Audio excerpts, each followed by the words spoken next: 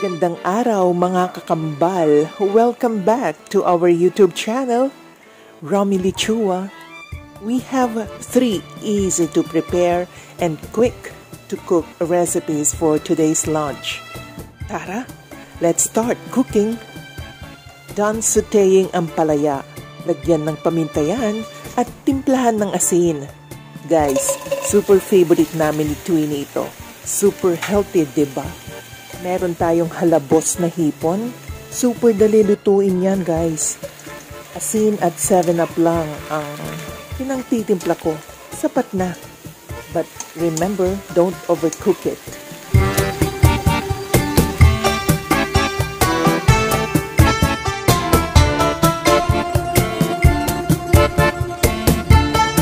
Masarap sa ampalaya yung medyo crunchy. So, ilagay na ang mga itlog. Hayaan lang maluto ito under medium flame. Gusto ko yung dahan-dahan na luluto yung eggs para iwas lasang sunog.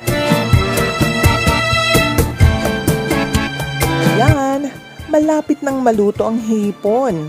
Bantayan lang guys para maganda ang pagkakaluto. Hindi overcook, hindi naman undercook.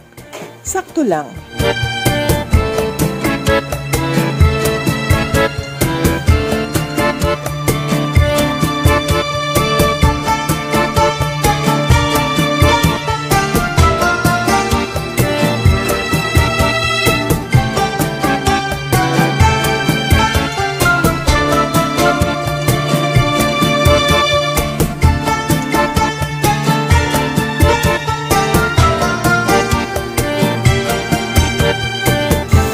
Pahabol pa si Habi guys.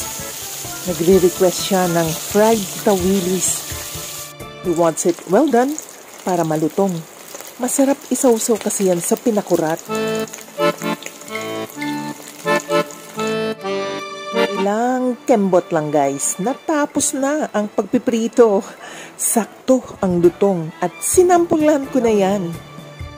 Pag ikaw ang cook, of course, kasama ang tikim.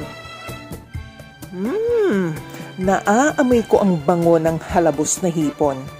Mapaparami na naman tayo ng kain guys.